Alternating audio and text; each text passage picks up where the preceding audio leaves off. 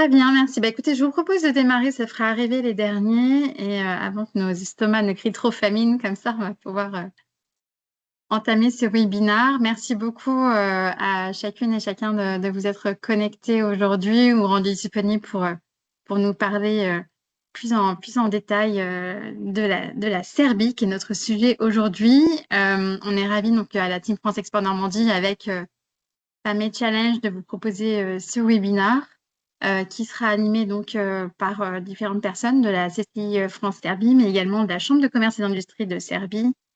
Et on a également donc un représentant de Business France et des représentants de Famé Challenge, évidemment. Je vais mettre ici. Voilà, la présentation. Donc, le commerce bilatéral entre la France et la Serbie a pu doubler dans ces dernières 10 années. La Serbie est un marché extrêmement dynamique. Vous le verrez à travers les présentations. Il y a également l'exposition universelle qui se tiendra à Belgrade l'année prochaine. Donc, on est très heureux d'accueillir des experts de ce marché aujourd'hui qui vont vous en parler plus en détail. Et je vais laisser la parole à Arnaud qui va vous expliquer un peu plus comment la Team France Export notamment œuvre sur ce marché. Merci Prune, bonjour à tous. Effectivement, Prune, tu l'as dit sur les enjeux. Aujourd'hui, les exportations de la France vers la Serbie, c'est plus de 800 millions d'euros. Si on prend tous les Balkans occidentaux, c'est plus de 2 milliards d'euros. Et on voit les taux de croissance de la Serbie qui sont attendus quand on voit les chiffres de la Banque mondiale. C'était 2,8 l'année dernière et c'est entre 3,5 et 3,9 pour cette année. Donc, c'est des perspectives qui nous rendent très jaloux, nous les Français.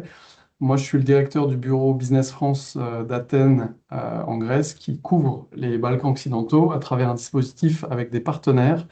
Et notre partenaire en Serbie est la Chambre de commerce et d'industrie France-Serbe qui est dirigée par Sania qui va prendre la parole tout à l'heure. Donc, on est très content de travailler ensemble. Notre dispositif va évoluer puisqu'on va ouvrir un bureau Business France à partir du 1er septembre. Et je voulais aussi vous informer de la tenue d'un forum Balkans occidentaux en fin d'année qui devrait avoir lieu le 30 novembre au Sénat à Paris. Donc, on sera très content de vous accueillir. Donc, je laisse tout de suite la parole aux experts et je vous souhaite un très bon webinaire. Merci Arnaud.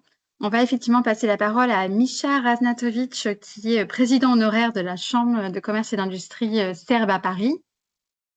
Exactement, bonjour à tous. Donc voilà, on m'a demandé un peu de présenter la Serbie pour essayer de vous la situer au niveau business. Et du coup, je vais essayer de l'approcher d'une manière un peu peut-être différente de celle que vous avez pu voir jusqu'à présent, en insistant sur une plateforme stratégique entre les plusieurs marchés. Et vous allez comprendre tout à l'heure pourquoi. Le plus simple peut-être, c'est que on regarde la Serbie suite au slide qui est après comme une plateforme régionale. Parce que, compte tenu du fait que la Serbie, c'est finalement le pays qui est le plus important des Balkans, tant au niveau de la population qu'au niveau du PIB, elle a 7 millions d'habitants.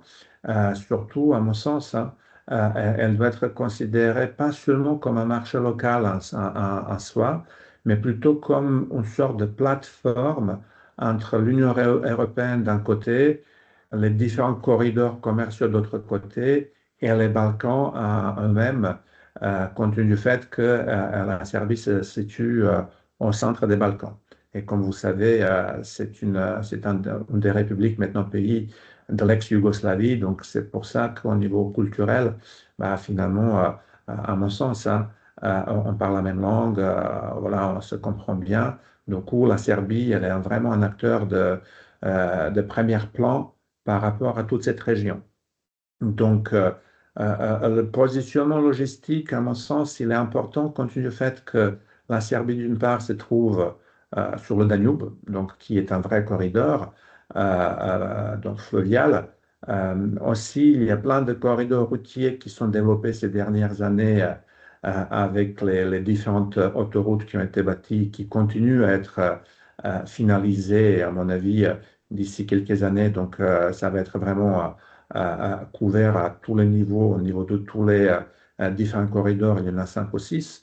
Et surtout aussi par le positionnement de Belgrade qui, au niveau de la position centrale et surtout de l'aéroport Nikola Tesla, devient un vrai hub par rapport donc aux différentes correspondances au niveau du fret, au niveau des passagers.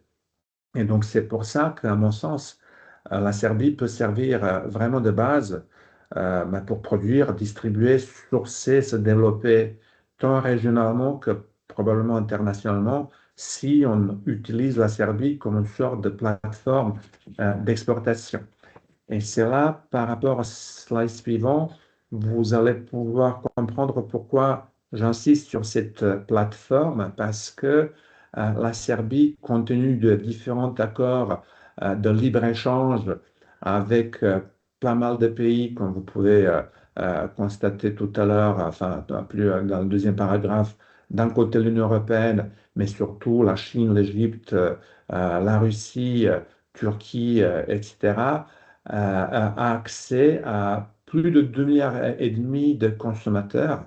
C'est-à-dire que compte tenu de cette taille qui est un peu plutôt modeste, avec 7 millions d'habitants, finalement, la Serbie a la possibilité de bénéficier de cette exportation-importation sans les droits de douane avec énormément de pays. Et surtout, il faut savoir aussi qu'il n'y a pas de visa. Donc, par exemple, avec la France, enfin l'Union européenne, et surtout avec plein d'autres pays, il n'y a pas de visa, du coup, ce qui facilite vraiment les échanges au niveau des biens et des personnes.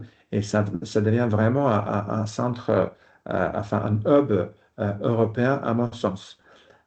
Donc, pour revenir sur les échanges avec la France, donc en 2025, elles sont à 2,3 milliards d'euros, donc en augmentation de presque 20% par rapport donc, à l'année précédente de 2024.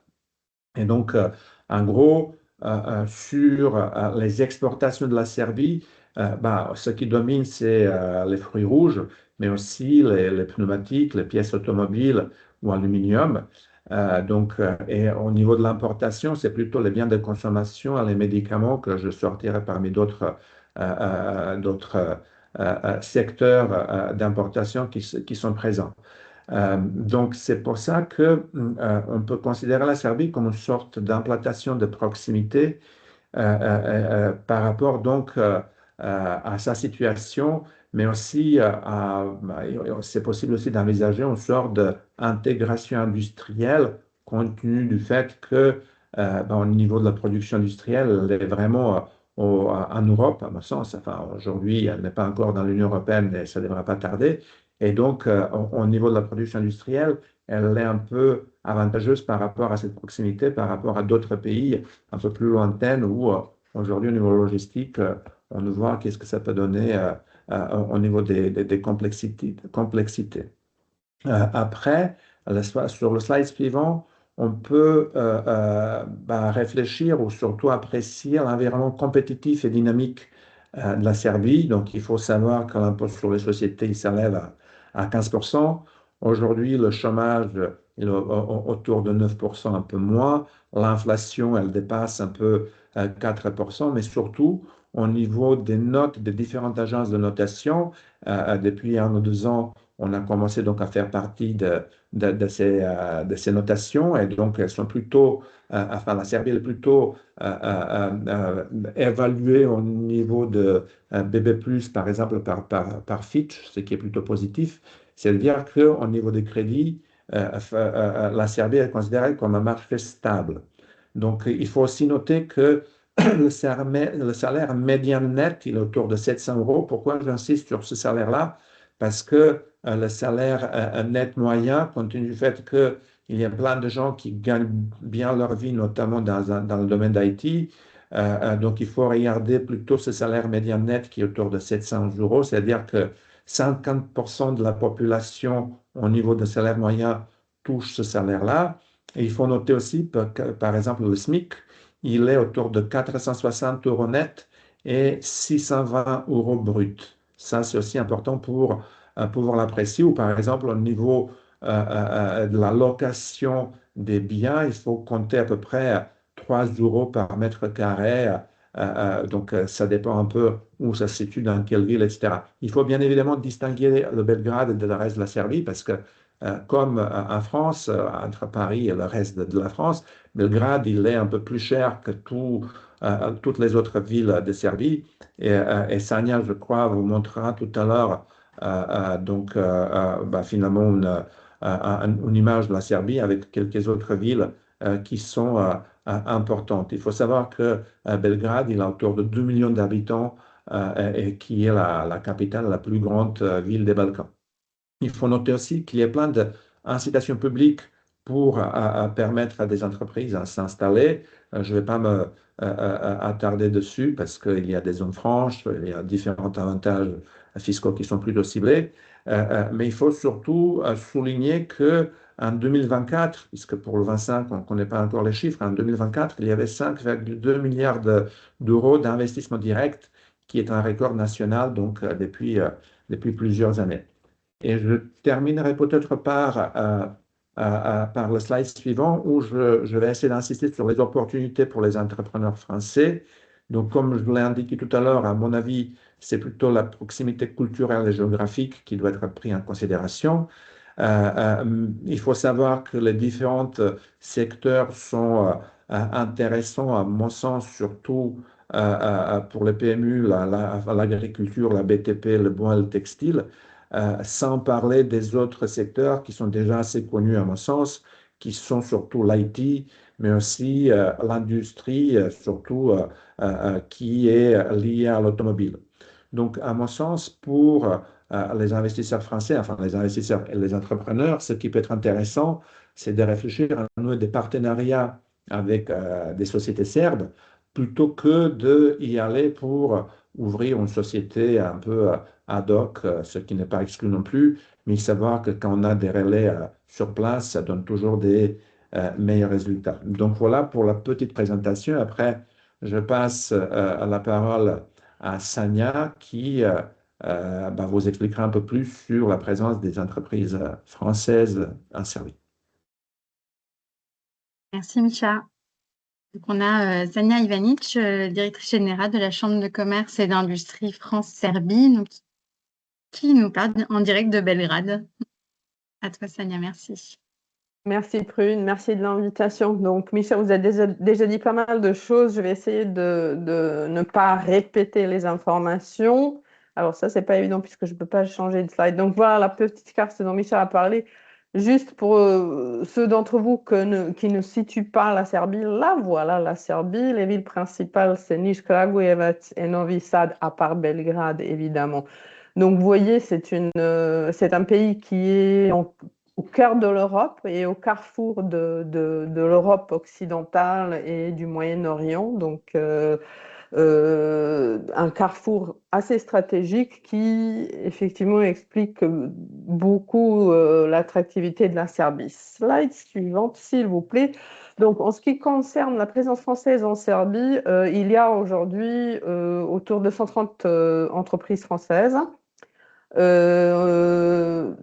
Ça peut paraître beaucoup, mais quand je vous dis qu'il y a plus de 1300 entreprises allemandes, plus de 2500 entreprises italiennes, vous vous rendez compte à quel point, au fait, on est petit par rapport à eux. Les entreprises françaises qui sont présentes en Serbie, ce sont surtout de grosses entreprises qui sont positionnées sur des gros projets. Ce qui nous manque, c'est surtout des PME, vous. Donc, j'espère qu'après cette petite présentation, on va vous motiver pour faire de business en Serbie. Donc, aujourd'hui, 130 implantations, environ 13 000 salariés, plus de la moitié dans le secteur manufacturier. Vous voyez, c'est surtout des sociétés qui sont dans la filière automobile, qui sont nommées ici. 17% dans l'agrobusiness et 28% dans le secteur tertiaire, dont vous avez certaines entreprises qui sont mentionnées là. La Serbie, comme vous le savez, c'est l'un des pays de l'ex-Yougoslavie. C'est aussi celui où se situe plus de 60% d'investissements français dans les Balkans. Donc, c'est vraiment le pays clé pour les entreprises françaises. Tous les autres pays sont moins intéressants, entre guillemets, pour les entreprises françaises parce que justement, c'est le pays d'où vous pouvez desservir aussi le reste des Balkans. Slide suivant, s'il vous plaît. Donc voilà, là vous avez quelques grands projets. Donc comme je vous l'ai dit, c'est surtout des grosses sociétés françaises et les plus gros projets, ce sont le premier PPP en Serbie qui est le centre régional des déchets Vinča pour Veolia. À l'époque, c'est Suez qui avait remporté le contrat. Donc à l'époque, c'était la plus grosse déchetterie à ciel ouvert en Europe. Aujourd'hui, nous avons un centre de traitement des déchets qui transforme les déchets en énergie, le plus moderne de toute la région. Ensuite, une très grosse concession qui est la reprise de l'aéroport de Belgrade par Vinci Airport, qui est d'un montant de plus de 500 millions d'euros pour la concession pour 25 ans. Et Vinci s'est également engagé à investir plus de 700 millions d'euros supplémentaires sur ces 25 années. Et le très très gros projet dont on parle depuis que je suis en Serbie, je dirais, depuis 2010-11, c'est le projet de métro de Belgrade, le Serpent de mer, dont on parle depuis des années, mais qui finalement s'accélère depuis l'année dernière. Donc le projet porté par l'Alstom. Et le signe que la France s'intéresse au Balkan enfin, c'est aussi l'implantation de l'Agence française de développement avec son siège à Belgrade, qui finance énormément de projets en Serbie. Cela veut dire que pour nous, ce marché se développe enfin. Donc, sur les échanges bilatéraux, je vais pas m'attarder. En plus, Micha vous a donné des informations plus fraîches que sur ma présentation. En 2025, peut-être intéressant à noter que c'est la première fois que nos exportations, donc de France, sont moindres par rapport aux exportations serbes.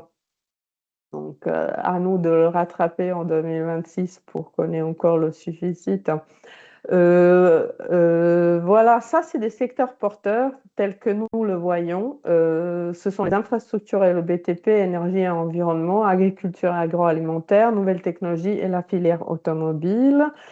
Je vais dérouler chacun de ces secteurs avec quelques informations supplémentaires et surtout la présence française dans ces secteurs-là. Donc, les infrastructures et le BTP, la Serbie est, comme vous le savez, candidat à l'Union européenne. Donc, cela implique une meilleure connectivité, surtout des infrastructures de transport, aussi bien routières que ferroviaires et fluviales, et de nombreux projets immobiliers. Et aussi un très gros projet qui est l'expo spécialisée de l'année prochaine, qui est porteuse de plusieurs projets de construction et aussi une promesse de nombreux visiteurs venant de l'Europe et du monde entier à Belgrade. Donc, tous ces projets-là sont intéressants pour les entreprises françaises parce qu'il y a beaucoup d'opportunités de collaboration, de vente de vos produits, de vos services dans ces secteurs-là. Les entreprises françaises, comme je vous l'ai mentionné, sont déjà présentes. Donc, les infrastructures de transport, notamment avec Vinci Airport. Ensuite, sur ce projet de métro, vous avez Aegis qui a fait l'étude de faisabilité, Alstom qui vend le matériel technique, mais aussi la RATP Dev qui a signé un contrat d'assistance dans le cadre de la mise en service avec la société publique Belgrade Metro and Train et aussi Sistra pour le Project Management Construction. Donc les entreprises sont présentes, les grosses entreprises sont là. Il nous manque évidemment les PME pour qui il y aurait de nombreuses opportunités de collaboration. Slide suivante, s'il vous plaît. Énergie et environnement. Donc encore une fois, je mentionne le fait que la Serbie est candidat à l'Union européenne. C'est un pays qui reste parmi les plus gros pollueurs de l'Europe. Donc énormément de projets pour que la Serbie puisse se mettre à la page et être vraiment compétitive. C'est un secteur où il y a énormément d'investissements. Tous les bailleurs internationaux sont présents en Serbie et tous ces projets sont financés. Donc l'argent ne manque pas. Ce qui manque, c'est les projets et des entreprises qui vont participer à ces projets. À titre d'exemple, seulement 12% des eaux usées en Serbie sont aujourd'hui traitées avant d'être relâchées dans la nature. C'est dire combien d'usines de traitement des eaux usées doit-on construire en Serbie. Beaucoup d'entreprises sont déjà présentes, la compétition existe, mais il existe tellement de projets qu'il y a finalement de la place pour tout le monde. Vous voyez là que l'Union européenne est le principal donateur de la Serbie dans ce secteur et qu'ils ont investi plus d'1 milliard d'euros depuis les années 2000. Donc les entreprises françaises qui sont déjà dans le secteur, c'est évidemment Veolia. Suez aussi, avec un très grand projet qui s'appelle Veliko Selo pour l'usine de traitement des eaux usées de Belgrade. Ensuite, Schneider Electric qui est dans l'efficacité énergétique avec le projet de Smart Grid à Belgrade. Et évidemment, en fait, toutes les entreprises françaises qui sont déjà présentes en Serbie apportent leurs normes, leurs standards et améliorent l'environnement économique parce que justement, vous le savez probablement, il y a beaucoup d'investissements chinois en Serbie qui ne sont pas forcément aux normes européennes. Donc nous sommes vraiment une vitrine de RSE avec nos entreprises en Serbie. La slide suivante. Agriculture et agroalimentaire. La Serbie est un pays qui a une forte tradition agricole. 60% de la surface est arable et consacrée à l'agriculture, notamment le nord du pays qui s'appelle la Voïvodine. La France est donc le deuxième investisseur en Voïvodine, puisque nous y avons énormément d'entreprises qui travaillent dans le secteur agricole. Là, je voudrais mentionner donc Lactalis et Savencia avec leur laiterie. Ensuite, nos céréaliers qui sont les premiers en Serbie, Soufflé, Limagrane, Axéréal. Et mention spéciale à Salon international de l'agriculture à Novi Sad qui va avoir lieu cette année du 16 au 21 mai.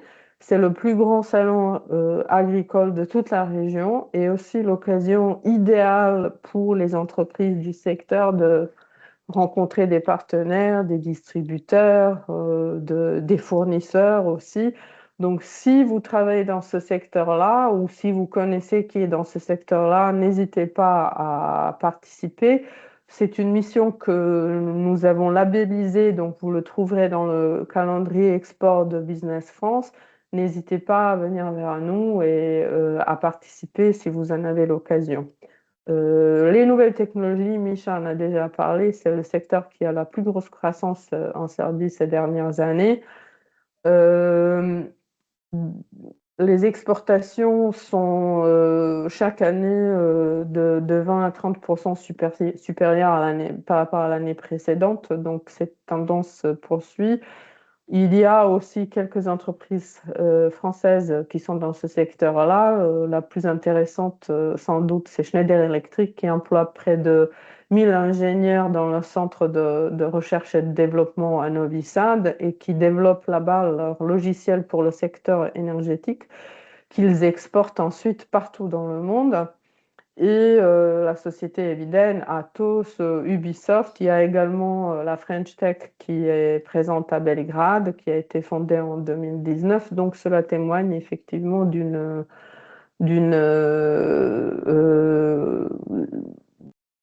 je dirais, croissance intéressante pour nos entreprises. La filière automobile, j'hésite maintenant à la citer, vu les difficultés qu'a ce secteur-là depuis ces quelques années, mais ça reste quand même toujours un secteur très important en Serbie, parmi les plus importants parce que plus de 60 sociétés internationales opèrent dans ce secteur-là en Serbie. Dans le temps, c'est Zastava de Kragujevac qui a été racheté par Fiat. Donc aujourd'hui, c'est Stellantis. C'est une filière qui emploie beaucoup de monde. Nos entreprises françaises qui sont présentes là, c'est le plus gros investissement français qui est Tigar Tires, qui emploie plus de 4500 personnes au sud de la Serbie, à Pirot, et qui est l'un des plus gros exportateurs serbes. Mais aussi beaucoup d'équipementiers, notamment Hutchinson, qui est une filiale du groupe Total, Le Bélier, L'Or et Mecafor. Donc pas mal de sociétés françaises. Voilà donc pour la filière automobile. Quelques mots sur la Chambre de commerce. Arnaud vous l'a dit que nous sommes partenaires de Business France. Donc nous sommes là pour vous accueillir et pour vous aider si vous avez des questions. N'hésitez pas, il y a une équipe qui est dédiée à cela. Nous proposons des services aux entreprises françaises et j'espère que ceci aussi sera l'occasion d'accueillir un plus grand nombre de PME comme je vous l'ai dit, dont nous manquons en Serbie. Voilà pour ma présentation. Je suis là à votre disposition pour toutes les questions. Si vous en avez, n'hésitez pas.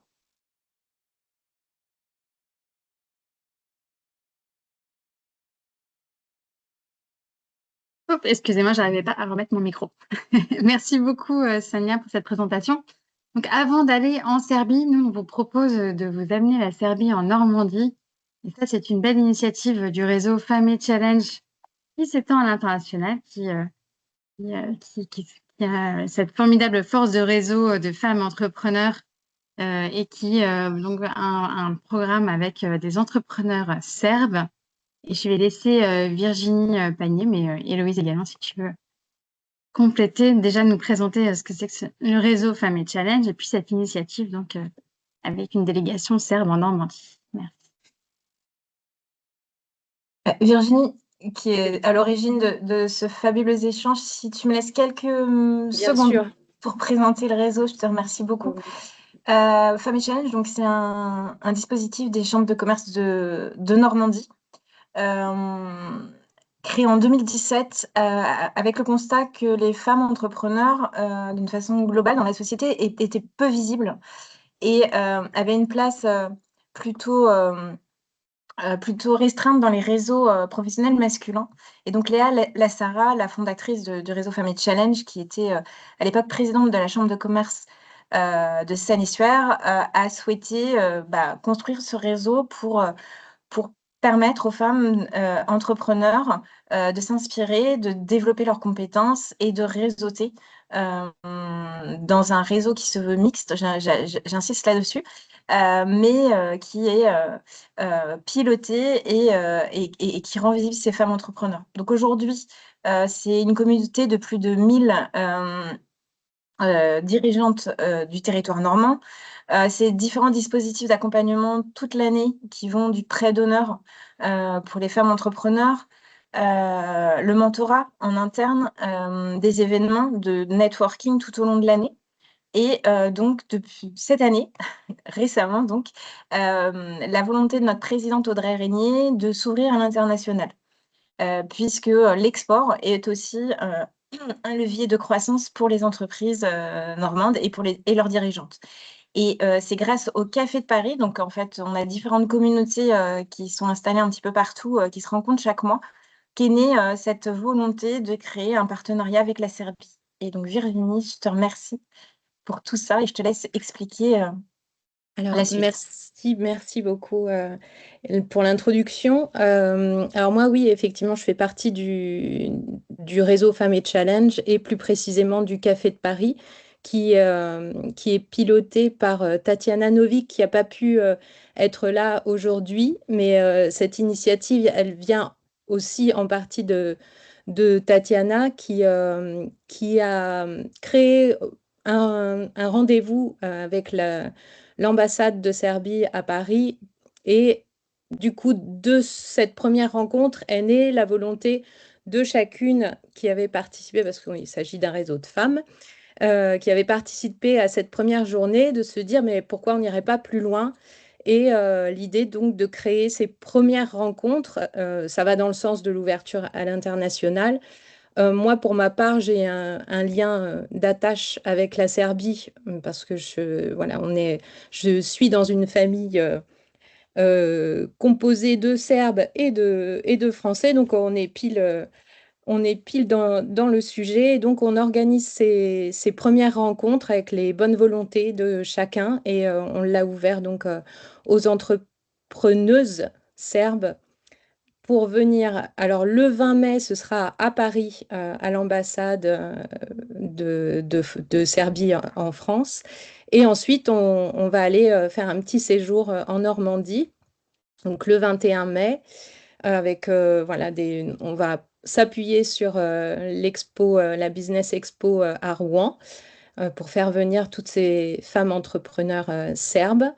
Et puis une petite soirée de gala qui va s'en suivre. Voilà, l'idée, c'est vraiment de créer des liens, de réseauter, de pouvoir ouvrir des perspectives, quelles qu'elles soient, à chacune et chacun, puisqu'on est quand même un réseau mixte, comme l'a rappelé Louise tout à l'heure. Et le 22 mai, des rencontres voilà, sur la demi-journée. Pareil, c'est toujours dans la continuité d'essayer de créer de l'échange et créer du lien entre nos deux pays.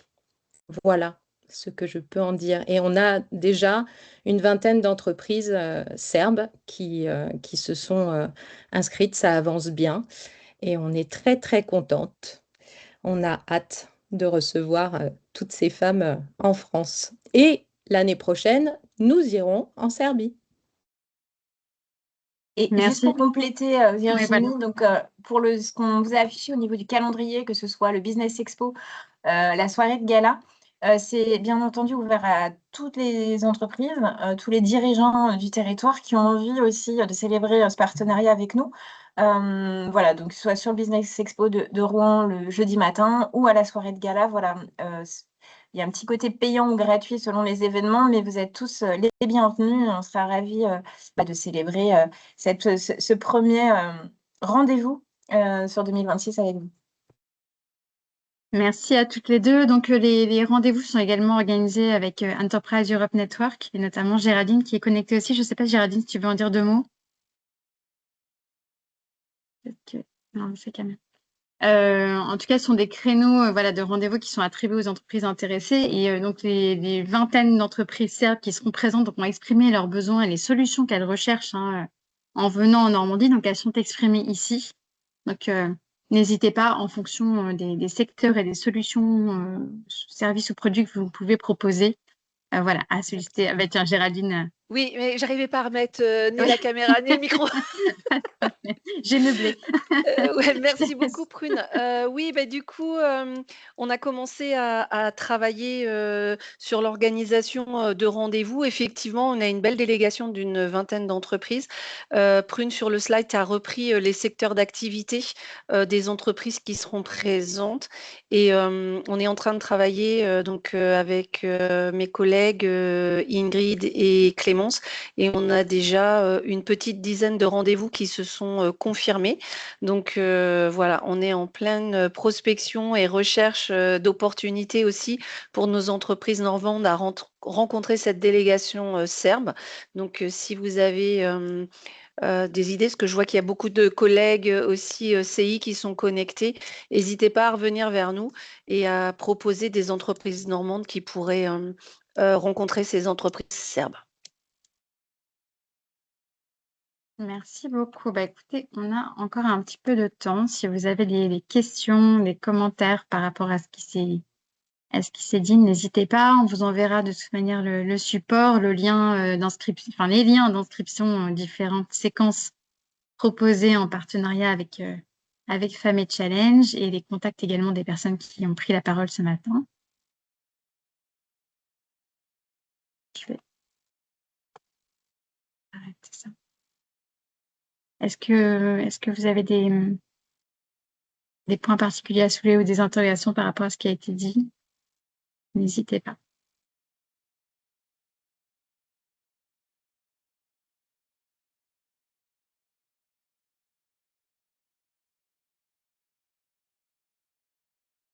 Très bien. Écoutez, je crois que ça a été clair pour tout le monde. Merci. Excusez-moi. Excusez-moi. Oui, Allez-y, bonjour, je vous en prie. Annie Grenier. Oui, excusez-moi.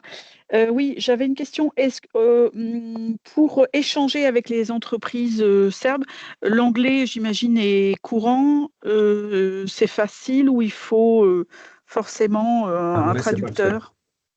Anglais, c'est parfait? Oui. D'accord, Mais merci. juste pour vous dire, peut-être que j'ai oublié, il y aura quelques entreprises aussi de la Republika Srpska, c'est une région de Bosnie, donc elles vont être 4 ou 5, si j'ai bien compris. Donc voilà, ils vont être aussi partis, faire partie du voyage. Merci Micha. Mais donc, en effet, l'anglais ne pose pas de problème. Donc, les entretiens pourront se mener en anglais.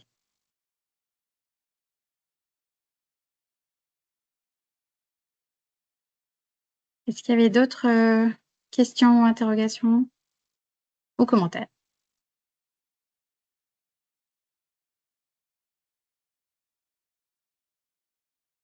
Ok, très bien. Eh ben, écoutez, merci infiniment à tous et tous de vous être connectés encore ce matin, enfin ce midi. Je vous envoie donc les informations comme convenu et n'hésitez pas à revenir vers nous pour enclencher donc des échanges concrètement avec la Serbie, que ce soit en Normandie ou directement sur place. Merci beaucoup. Merci Prune. Prune, merci Au à revoir. vous. Merci. Merci. Merci. Merci à beaucoup. tous. Au revoir. Au revoir. Merci, au revoir. Au revoir. Merci, au revoir.